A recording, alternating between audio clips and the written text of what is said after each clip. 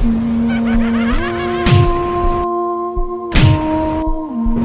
are most Christians afraid of the Book of Enoch?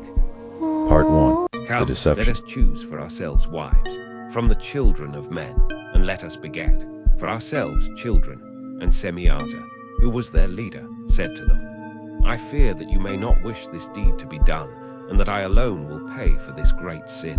And they all answered him and said, Let us all swear an oath, and bind one another with curses, so not to alter this plan, but to carry out this plan effectively. Then they all swore together, and all bound one another with curses to it. And they were, in all, 200, and they came down on Ardis, which is the summit of Mount Hermon. And they called the mountain Hermon, because on it they swore, and bound one another with curses.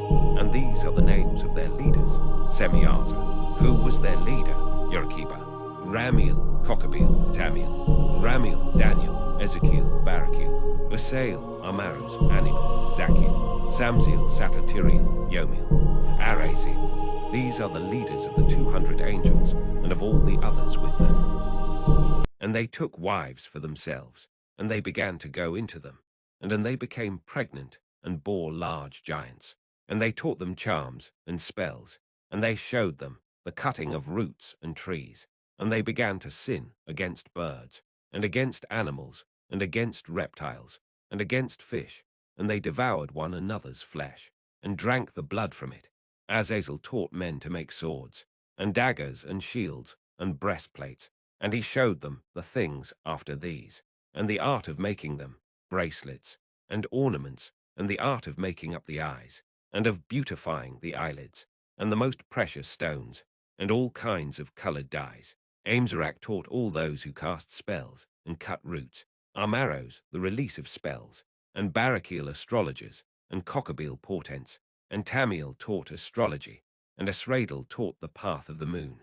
And then Michael, Gabriel, Suriel, and Uriel looked down from heaven, and saw the mass of blood that was being shed, and all the iniquity that was being done.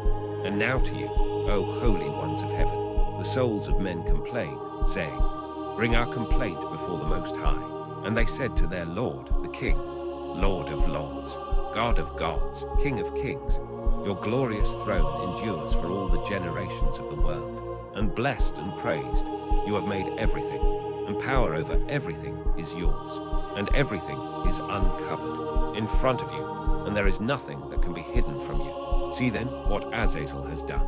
He has taught all iniquity on the earth, and revealed the eternal secrets that are made in heaven. And Semiaza has made known spells. Behold, the souls which have died cry out, and complain unto the gates of heaven. And then the Most High, the great and holy one, spoke and sent Arsialaliah to the son of Lamech, and said to him, Say to him in my name, Hide yourself, and reveal to him the end, which is coming, because the whole earth will be destroyed. A deluge is about to come on all the earth, and all that is in it will be destroyed. And now teach him, so that he may escape, and his offspring may survive for the whole earth. And further the Lord said to Raphael, Bind Azazel by his hands and his feet, and split open the desert, which is in Judah, and throw him there in the darkness, and destroy the sons of the fornicators, and the sons of the watchers, from amongst men. And the Lord said to Michael, Go, inform Semiaza, and the others with him together, they will be bound until the end of all generations. And I will not again send a flood upon it, for all generations forever. In the vision, winds hastened me, and lifted me up into the sky, and I proceeded until I came near a wall which was made of hailstones, and a tongue of fire surrounded it. I went into the tongue of fire, and came near to a large house, which was built of hailstones, and its floor was ice, and there was fiery cherubim, and the sky was like water. And there was a fire burning around its wall, and its door was ablaze with fire. And I went into that house, and it was as hot as fire, and as cold as ice. And there was neither pleasure nor life in it. Fear covered me. Behold, another house which was even larger, and all its doors were open. And it was built of a tongue of fire, and in everything it excelled in glory and splendor and size.